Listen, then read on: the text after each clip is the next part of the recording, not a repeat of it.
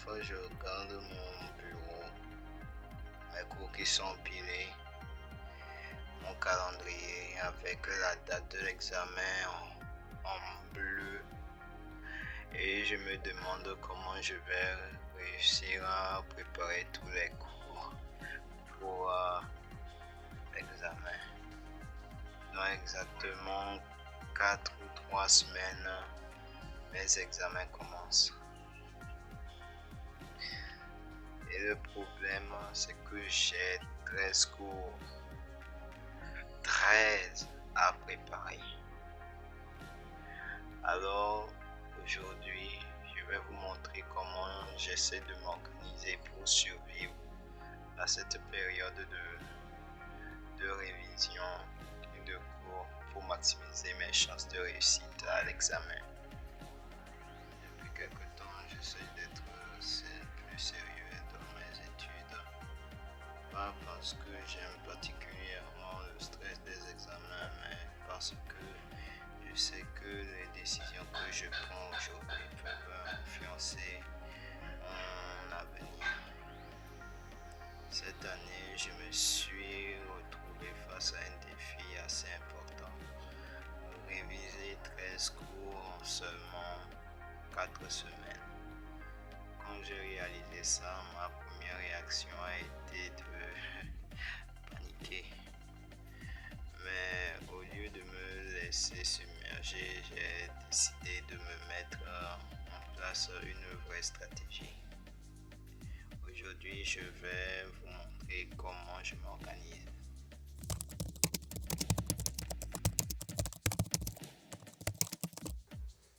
Quand on entend 13 cours, ça paraît presque impossible.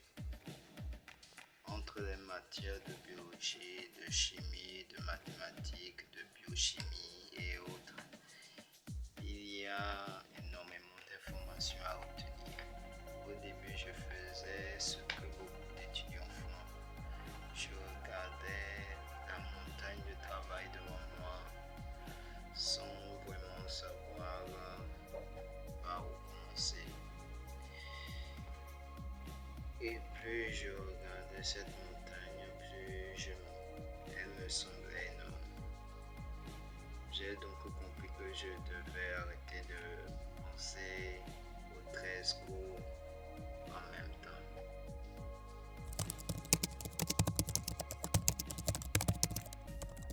La première chose que j'ai faite, c'est essayer de construire un planning pour les 30 prochains jours. Donc, j'ai essayé d'utiliser ChatGPT pour répartir les cours équitablement entre chaque jour jusqu'au début des examens. Là, j'aurai des fiches de révision que je pourrais relire et traiter de mon côté. Bon, comme moi je suis quelqu'un qui me lève tôt, pour l'instant j'ai juste fait pour les 10 premiers jours. Là, je vais essayer de résumer à nouveau les chapitres après pour les redimensionner. Donc, en clair, pendant les 30 prochains jours, il faudra que j'ai fait au moins entre 22 heures de cours de mathématiques pour la chimie, entre 38 ou 40 heures. Pareil pour la biologie cumulée, on va dans les 120 heures. Et pour la biochimie, les deux biochimies, on est dans les 24 heures. Donc, j'ai encore du boulot pendant ces 30 jours. Et ça va aller. mais au moins, je sais que pour chaque jour, par exemple, pour le premier jour, je me réveille à 4h30. Ensuite, je révise les cours de bio de 110. Ensuite, je vais poursuivre les cours et je reviens à 20h pour faire encore un résumé et des fiches sur bio de 110. Je ferai pareil pour les autres cours, ainsi de suite chaque jour. Au moins, j'aurais éliminé tout, tout, à peu près tout le cours, tous les cours. Mais pour l'instant, j'ai déjà essayé pendant cette première semaine qui est passée. J'ai à peu près éliminé 10, 10% de tous les cours qu'il y avait. 10% du contenu de tous les cours qu'il y avait. Mais bon, si je peux dire une chose, ce qui m'aide actuellement, c'est une IA que je vais vous présenter dans quelques minutes.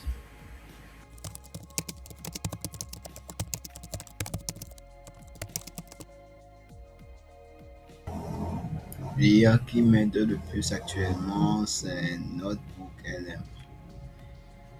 C'est une IA créée par Google. Si tu vas dans la barre de recherche, il te suffit de taper Notebook LM Google et ça va apparaître. Là, tu peux importer tes fichiers et créer un notebook, importer tes fichiers ici. Si tu as des cours, tu sais qu'ils sont volumineux et que tu cherches des informations, ça peut, ça peut, ça peut t'aider énormément. Par exemple, voici mon cours de Bio 210 que j'ai transformé en notebook. Si j'ouvre ce notebook,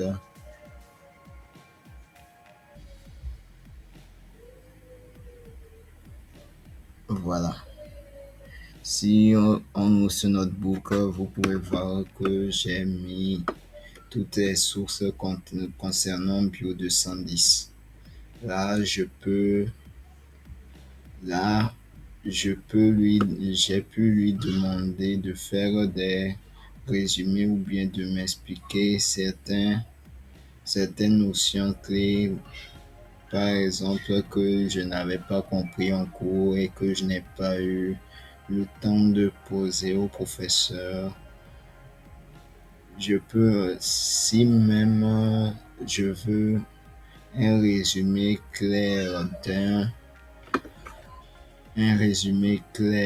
d'un sujet en particulier, il me suffit de sélectionner le document parlant du sujet en question. Désolé.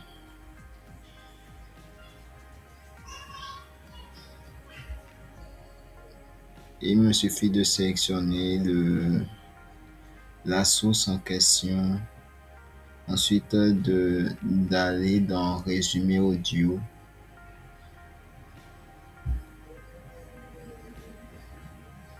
Et là, tu peux faire un résumé audio du cours en question. Là, tu peux aussi demander une notion précise. Et tu peux lui demander le type de conversation que tu veux. Ça peut être un examen critique expert de la source pour que ce soit simple et clair, ou soit une analyse approfondie, une sorte de conversation où ils vont prendre des exemples de tous les jours pour l'analyser et faire en sorte que ce soit plus simple à comprendre pour toi. Par exemple, j'ai fait l'audio pour ces deux sources la dernière fois et voilà ce que ça donne.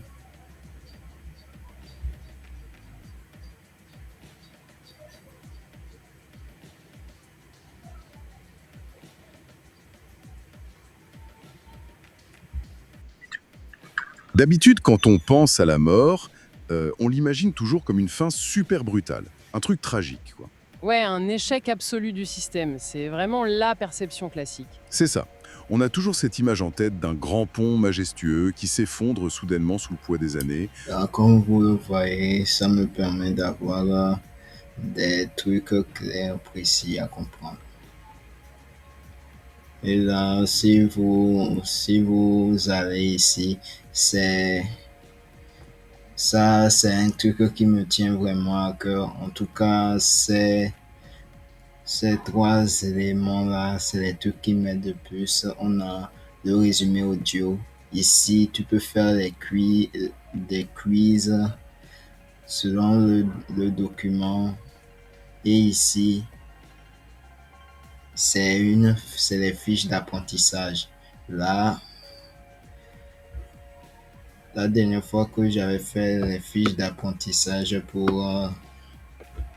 pour ces documents-ci, c'est ce que ça m'a donné. Ce sont des sortes de flashcards. Si tu as ça va te poser, ça va te mettre une question. Pratiquement, ça va traiter toutes les questions possibles qui peuvent être posées dans le cours. Là, si tu lis la question. Si tu as la réponse, tu énonces une réponse dans ta tête et tu vérifies si c'est la bonne réponse. Si c'est la bonne réponse, tu coches ici pour dire que la question est validée. Mais si tu donnes la réponse et tu vois que la réponse, euh, la réponse que tu avais dans ta tête, ce n'est pas ça, tu dis que tu prends la notion comme non validée, tu appuies ici pour dire que c'est non validé. Là, tu pourras refaire cette flashcard tout le temps jusqu'à ce que tu aies un score parfait. Pareil pour les quiz.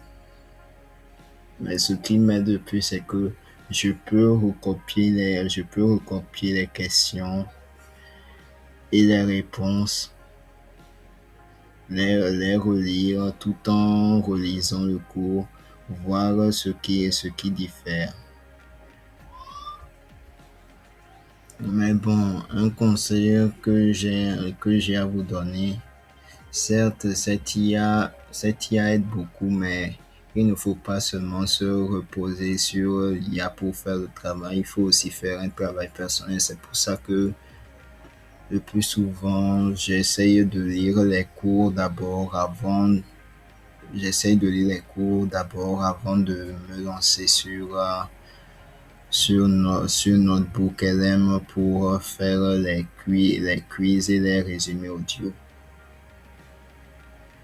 Bon, il n'y a pas que ça que j'utilise au quotidien. Il y a d'autres méthodes que j'utilise.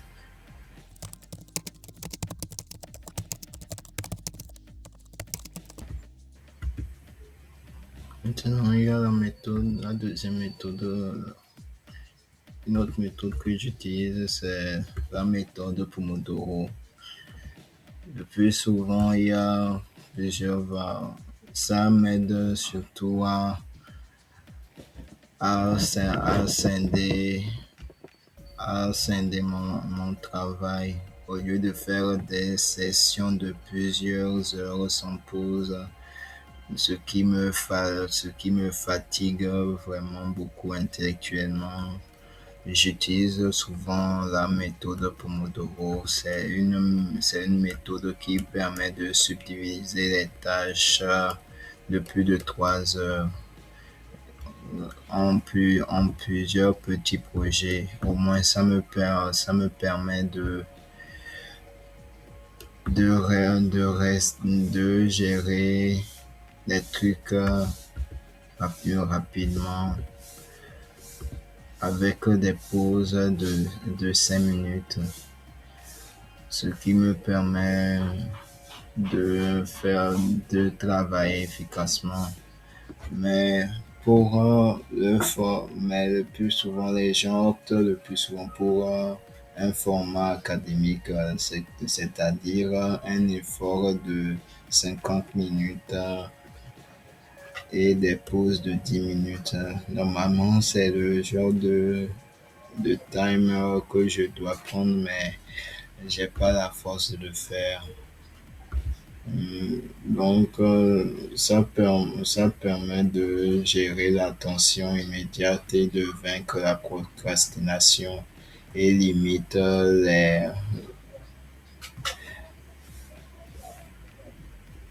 et me permet de me concentrer. Le but maintenant, le but, ce n'est pas de viser la perfection.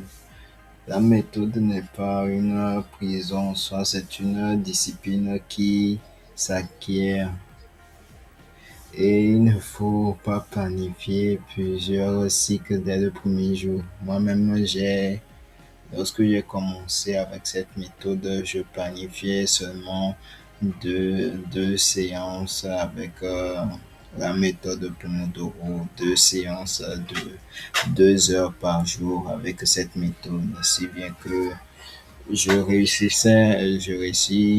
j'ai réussi à terminer presque les deux premiers chapitres de chaque cours que je devais traiter.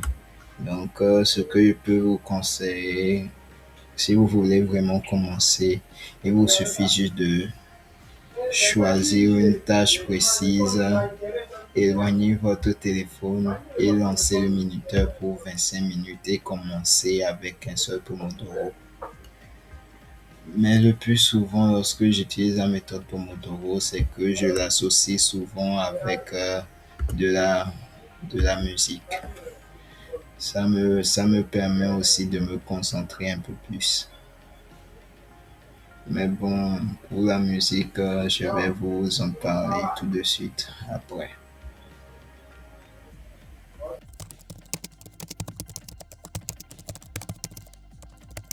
Je fais une session de révision, j'écoute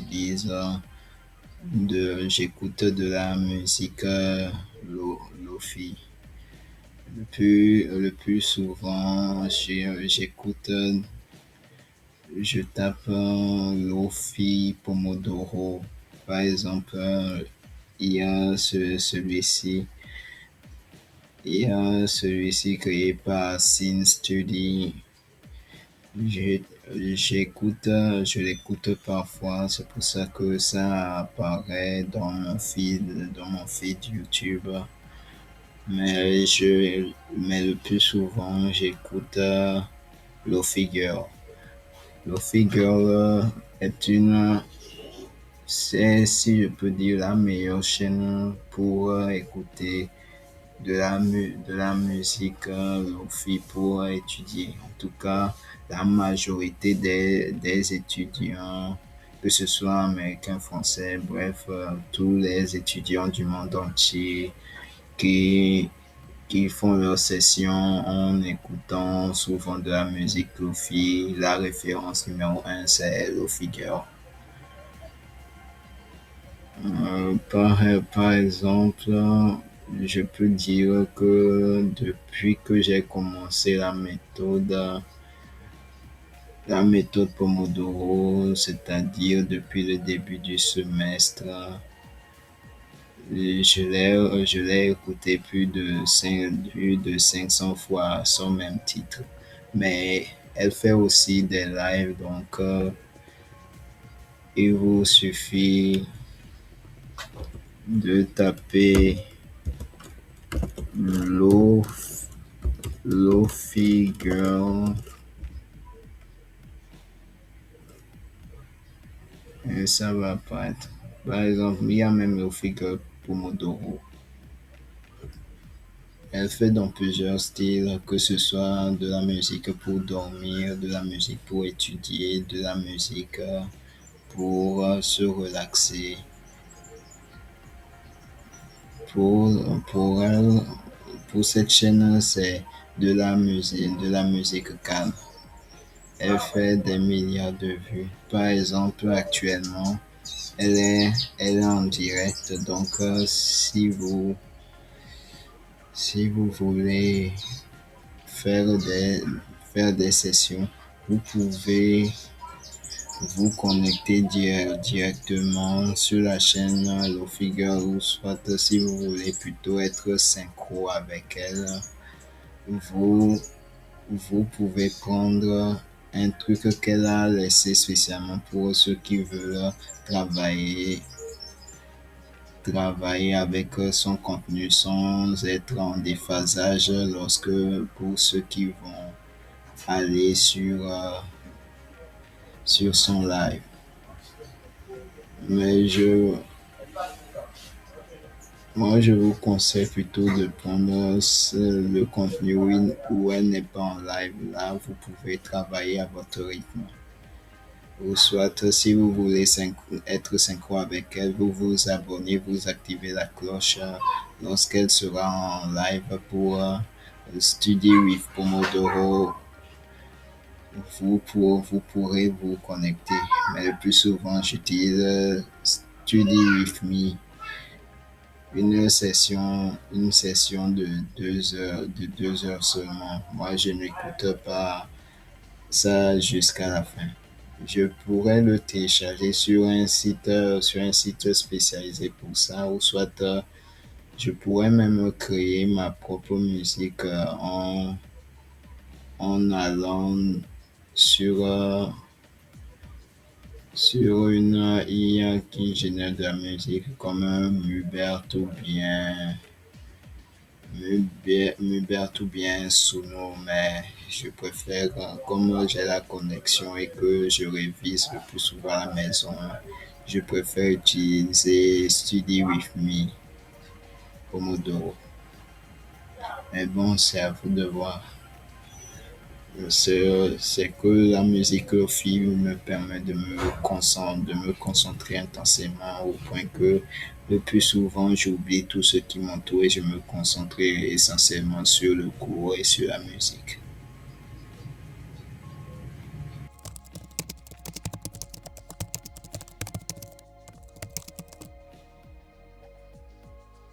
Je vais être honnête, même avec un planning, même avec Notebook LM, même avec la méthode Pomodoro et avec toute organisation possible, j'ai parfois peur parce que 13 cours en 4 semaines, ça reste un défi énorme. Il y a des jours où j'ai l'impression que j'ai l'impression d'avancer et d'autres où j'ai l'impression de revenir en arrière et de ne rien faire. Mais je crois que le plus important n'est pas d'être parfait. Le plus important, c'est de continuer un chapitre après l'autre, session après session, une journée après l'autre. Je ne sais pas encore quels seront les résultats de ces examens, mais ce que je sais, c'est que je fais de mon mieux avec le temps qui me reste. Et si toi aussi, tu es en période de révision, sache que tu n'es pas seul. On est nombreux à essayer d'avancer malgré le stress, la fatigue et les doutes. Alors aujourd'hui, je retourne travailler parce que dans 4 semaines, les examens seront là et chaque heure compte. À bientôt pour la suite de cette aventure.